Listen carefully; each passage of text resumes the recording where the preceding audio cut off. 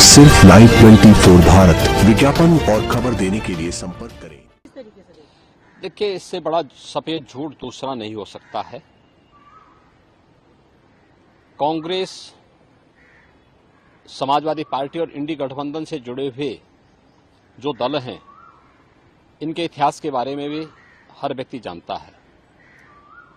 कांग्रेस का इतिहास बाबा साहब भीमराव अंबेडकर के द्वारा बनाए गए संविधान का गला घोंटने का रहा है। 1950 में देश का संविधान लागू हुआ और कांग्रेस ने लगातार अभिव्यक्ति की स्वतंत्रता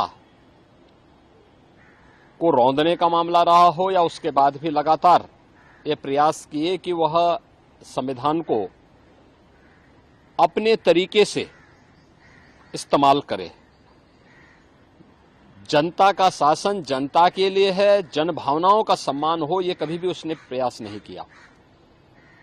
और इमरजेंसी तो देश की जनता आज भी नहीं भूली है। ये भी देश के संविधान का गला घोंटने जैसा था।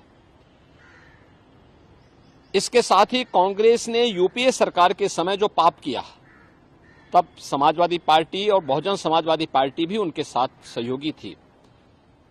जब उसने अनुसूचित जाति, जनजाति और पिछड़ी जाति के हकों पर डकैती डालने के लिए, सेंधमारी करने के लिए उस समय जस्टिस रंगनाथ मिश्रा कमेटी और सच्चर कमेटी का गठन करके देश भर में संविधान विरोधी कार्य करते हुए धर्म के आधार पर आरक्षण देने का कुत्सित प्रयास किया था। इसके लिए इन्होंने माध्यम बनाया कि 27% जो पिछड़ी जाति के लोगों को मिलने वाला आरक्षण है, उस आरक्षण में 6% पिछड़ी जाति के लोगों को हिस्सा काट करके दे दिया जाए। इसी प्रकार से सच्चर कमेटी की रिपोर्ट के माध्यम से प्रयास किया गया था कि अनुसूचित जाति और जनजाति में मुस्लिम समुदाय के भी कुछ जातियों को शामिल करके उनके हकों पर में सेंधमारी की जाए। तो भारतीय जनता पार्टी थी जिसने उस समय भारी विरोध किया था और भारतीय जनता पार्टी के भारी विरोध के कारण कांग्रेस की मंशा पूरी नहीं हो पाई। कांग्रेस और इंडी गठबंधन से जुड़े हुए दलों के मंसूबे पूरे नहीं हो पाए, अन्यथा वे इस कार्य को उसी समय यूपीए गवर्नमेंट के समय कांग्रेस कर देती।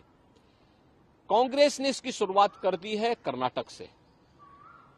कर्नाटक में कांग्रेस ने पिछड़ी जाति के लोगों को मिलने वाले आरक्षण के लाभ में उसने सेंधमारी कर दी है। इलेक्शन कमीशन ने इसके लिए कांग्रेस नेतृत्व की कर्नाटका सरकार को तलब भी किया है।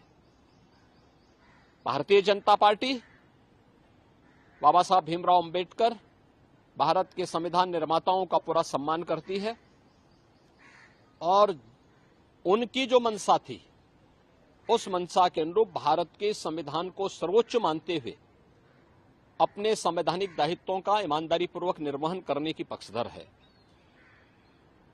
भारतीय जनता पार्टी ही एकमात्र पार्टी है जिसने बाबा साहब भीमराव अंबेडकर के मूल्यों और आदर्शों का पूरा सम्मान किया है, पंच तीर्थों का निर्माण किया है और 2025 का वर्ष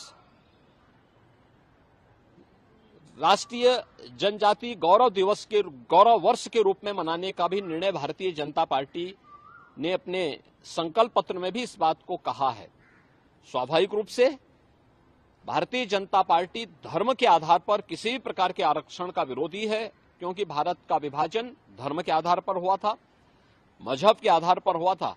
भारतीय जनता पार्टी इसका विरोधी है, लेकिन अनुसूचित जाति, जनजाति और पिछड़ी जाति को मिलने वाले आरक्षण के लाभ का पूरी तरह पक्षधर है और भारतीय जनता पार्टी हमेशा इस व्यवस्था को लेकर के आगे बढ़ेगी। आप ये कह सकते हैं कि कांग्रेस किसी एक राजनीतिक एजेंडे के तहत इस मामले को उठा रही है ताकि वो देखिए, कांग्रेस का नेतृत्व पूरी तरह फेल हो चुका है। आप देख रहे होंगे कि उनके लोग जब अपने स्वयं के नेतृत्व पर विश्वास न होने के कारण लगातार कांग्रेस के प्रत्याशी भी फील्ड छोड़ करके भाग रहे हैं। कहीं उनके प्रदेश अध्यक्ष इस्तीफा दे रहे हैं, कहीं पे उनके घोषित प्रत्याशी स्वयं अपनी प्रत्याशिता वापस लेकर के भारतीय जनता पार्टी के सदस्यता ग्रहण कर रहे हैं, और कहीं पर वे अपनी जानबूझ करके अपने नामांकन प्रपत्रों को अधूरा भरने का काम कर रहे हैं। ये नेतृत्व के प्रति इससे बड़ा विश्वास दूसरा नहीं हो सकता है।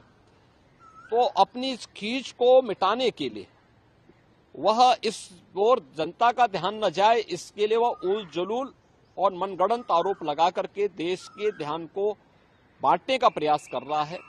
लेकिन ये देश जानता है, इस देश की जनता जनार्दन जानती है, कांग्रेस, समाजवादी पार्टी और इंडी गठबंधन के नेताओं की वास्तविकता को जानती है, और उनके मंसूबों को कभी भी देश की जनता जनार्दन पूरा नहीं